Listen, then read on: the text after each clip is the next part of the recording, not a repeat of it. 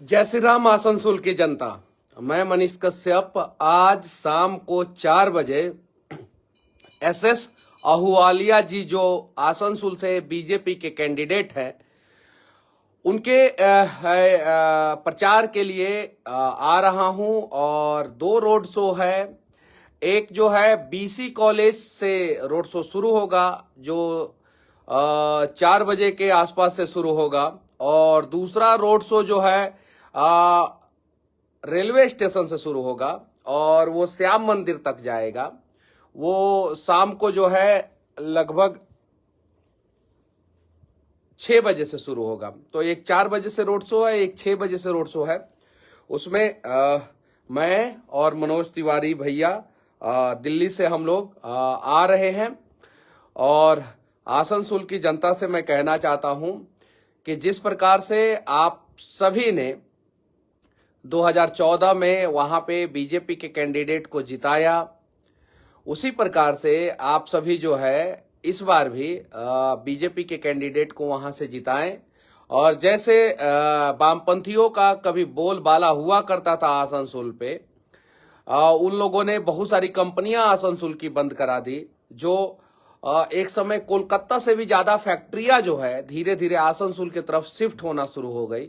लेकिन जैसे ही वामपंथियों का नजर पड़ा वहां पे बेवजह स्ट्राइक, कंपनियों से जो है वसूली करना, कंपनी के मालिक को परेशान करना और धीरे धीरे कंपनियां बंद होती गई। उसके बाद से जो है अभी तृणमूल कांग्रेस के जो शत्रुघ्न सिन्हा वहां पे सांसद हैं,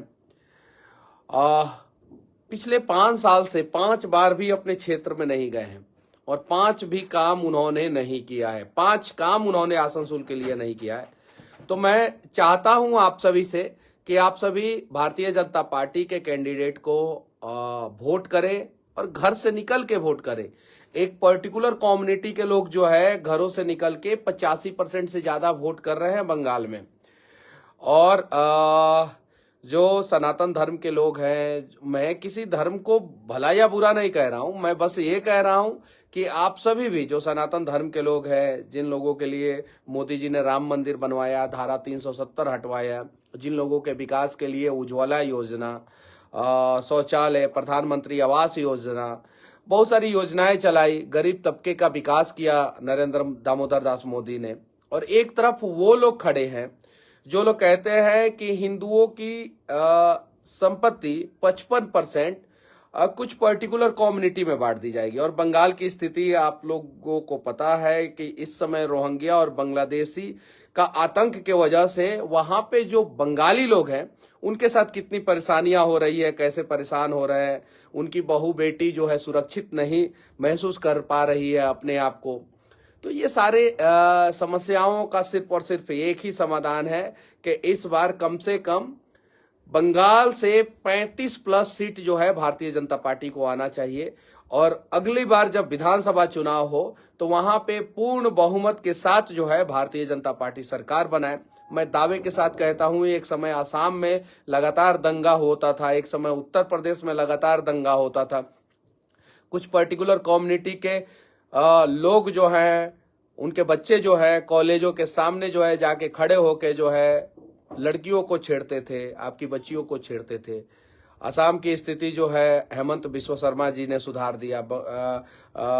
उत्तर प्रदेश की स्थिति जो है योगी आदित्यनाथ जी ने सुधार दिया। भारतीय जनता पार्टी बंगाल की भी स्थिति सुधार देगी। बस आप सभी भारी से भारी संख्या में जो है भारतीय जनता पार्टी को वोट दें और घरों से निकलें। घर से अगर आप नहीं निकलेंगे तो फिर जो है वही होगा जो सियालकोट का हुआ था। सियालकोट पाकिस्तान में एक जगह है जो बॉर्डर से सिर्फ और सिर्फ 35 किलोमीटर की दूरी पे है और वहां पे 2.5 लाख हिंदू हुआ करते थे और 1,35,000 मुसलमान हुआ करते थे। आजादी के समय में ये डिसाइड हुआ कि सियालकोट हिंदुस्तान में रहेगा कि पाकिस्तान में। तो लोगों ने हंगामा किया, कुछ लोगों ने कहा हिंदुस्तान में, कुछ लोगों ने कहा पाकिस्तान में। तो दोनों देशों के नेताओं ने कहा कि सियालकोट में वोटिंग हो जाए। जब सियालकोट में वोटिंग हुआ तो हिंदू, आधे से अधिक हिंदू अपने घर से नहीं निकले और सिर्फ 1 से 1.25 लाख हिंदुओं ने भारत में रहने के पक्ष में वोट किया और 1.5 लाख मुसलमानों ने, जबकि जनसंख्या उनकी 1,35,000 थी, यानी 15,000 हिंदू भी जाके उन्हीं के फेवर में वोट किए कि हमें पाकिस्तान में ही रहना है। और जहां पे आजादी के समय में 2.5 लाख हिंदू हुआ करते थे, आज सिर्फ और सिर्फ 600 हिंदू सियालकोट में बचे हुए। बात हिंदू मुसलमान की नहीं है, बात एक विचारधारा की है। हम अपने मुस्लिम भाइयों को, जो अच्छे भाई हैं, उनको अपने यहां सुरक्षित रखते हैं, हम लोग अपने बीच में सुरक्षित रखते हैं, लेकिन वहीं पाकिस्तान में जहां पे मुस्लिम बहुल क्षेत्र हो जाता है, वहां हिंदू असुरक्षित क्यों महसूस करता है, ये सवाल है। और इस सवाल का जवाब जो है हिंदुओं को भी ढूंढना पड़ेगा, मुसलमानों को भी ढूंढना पड़ेगा। अगर मुस्लिम लोग ये सोचते हैं कि हम हिंदू को असुरक्षित करके, उनका कन्वर्जन करा के या उनको यहां से भगा के हम कुछ अच्छा काम कर रहे हैं, तो नहीं। आप पाकिस्तान की स्थिति देख लीजिए, वहां पे एक समय जो है 75% से ज्यादा हिंदू हुआ करते थे। उसके बाद से आजाद भारत में हिंदू जो है वहां से माइग्रेंट किए और भारत में आ गए, और जो हिंदू बचे वहां पे जो है उनका धीरे धीरे पलायन हुआ या धर्मांतरण हुआ। उसके बाद से पाकिस्तान की स्थिति क्या हो गई, चौवन्नी छापा औकात हो गया। पार्ले जी बिस्किट जो है पाकिस्तान में 50 रुपया में मिलता है, जो भारत में सिर्फ और सिर्फ 5 रुपया में मिलता है। ये औकात है पाकिस्तान का। आज भूखा नंगा भिखमंगा देश पाकिस्तान बर्बाद हो रहा है। तो मैं आप लोगों से कहना चाहता हूं, अगर पाकिस्तान के विचारधारा से अगर आप लोगों का विचारधारा मैच कर रहा है, तो बर्बादी एक ना एक दिन आप लोगों की तय है। इसलिए मैं चाहता हूं कि कुछ उस विचारधारा के लोग बंगाल में आके आतंक मचा रहे हैं, और अभी एक जगह पे आप लोगों ने देखा कि किस प्रकार से वहां पे महिलाओं को तंग किया गया, प्रताड़ित किया गया, रेप किया गया, और उसके बारे में नेशनल मीडिया में उस प्रकार से चर्चा नहीं हुआ। मणिपुर की बात जो है सब लोग करते हैं, कश्मीर में जो हुआ उस पर कोई चर्चा नहीं करता है। मणिपुर की बात सब करते हैं, केरल में जो हो रहा है उस पर चर्चा कोई नहीं कर रहा है, बंगाल में जो हो रहा है उस पर चर्चा कोई नहीं कर रहा है। ऐसा क्यों? तो चलिए बंगाल चलते हैं, आसनसोल चलते हैं। उम्मीद है कि आप सभी भारी से भारी संख्या में आएंगे, और 4 बजे और 6 बजे का 2 रोड शो है। 4 बजे का रोड शो जो है वो BC कॉलेज से बुरहानपुर बस स्टैंड तक का है, और ये 4 से 5:30, 4 बजे से लेकर 5:30 बजे तक का रोड शो है।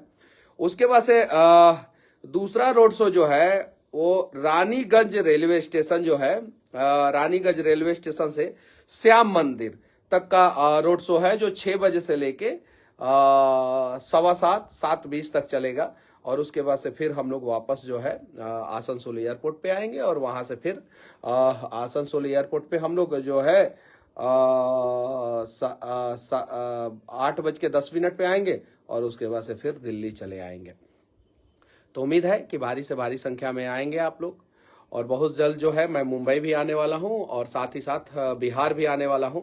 और कुछ लोग जो है महामंद महामूर्ख लोग जो है वो ये वीडियो चला रहे थे, बना रहे थे TRP के लिए। देखिए कितने लोग नीचे गिर जाते हैं, पढ़े लिखे लोग जो लोगों को शिक्षा देते हैं वो लोग नीचे गिर जाते हैं। 13 तारीख को आसनसोल में चुनाव है, 13 तारीख को, और नॉमिनेशन कब का हो गया है, बीजेपी का कैंडिडेट कब का फाइनल हो गया है। और कुछ लोग पैसे कमाने के लिए यूट्यूब पे वीडियो चला रहे थे कि मनीष कश्यप जो है आसनसोल से चुनाव लड़ेंगे। चुनाव नहीं लड़ूंगा मैं आसनसोल से, लेकिन मैं आसनसोल में जाके जो है प्रचार जरूर करूंगा। बाकी उम्मीद है कि आप सभी आएंगे, और खासकर बिहार के लोग, जो पूर्वांचल के लोग, झारखंड के लोग जो वहां पे रहते हैं, उन लोगों से भी खासकर उम्मीद है कि आप सभी आइए, और भारी से भारी संख्या में आइए, और भारतीय जनता पार्टी के कैंडिडेट को वहां पे जिताइए। आप सभी के समस्याओं का समाधान होगा। और हाँ, मैं फिर से हाथ जोड़ के कहना चाहता हूं, देश के किसी भी कोने में मजदूरों को कहीं भी किसी भी प्रकार की समस्या होगी, मनीष कश्यप पहले भी उन लोगों के साथ खड़ा था, आज भी साथ खड़ा है, और आगे भी साथ खड़ा रहेगा। और हाँ, एक और बात मैं कहना चाहता हूं कि बिहार में अगर ब्लॉक में आपको समस्या है, हॉस्पिटल में आपको समस्या है, आप सभी जो है स्कूल में, सरकारी स्कूल में आप सभी को समस्या है, तो आप सभी जो है हम लोग जो है उसके लिए सहायता केंद्र खोलने वाले हैं, और उस सहायता केंद्र पे आप सभी जो है अपना समस्या बता सकते हैं, हम लोग समाधान करने का प्रयास करेंगे। और एक और बात कहना चाहता हूं कि कुछ कम्युनिस्ट विचारधारा के लेफ्ट माइंडेड लोग जो है कुछ कांग्रेसी माइंडेड लोग जो है, कुछ देशद्रोही जो है, और कुछ वैसे लोग जो ये नहीं चाहते हैं कि किसी का भला हो, वो लोग जो है बेवजह आके जो है उल्टा सीधा कमेंट करते हैं। मैं उन लोगों से विनती करना चाहता हूं या भगवान से प्रार्थना करना चाहता हूं कि जो लोग भी जो है उल्टा सीधा आके कमेंट कर रहे हैं मेरे वीडियो में, भगवान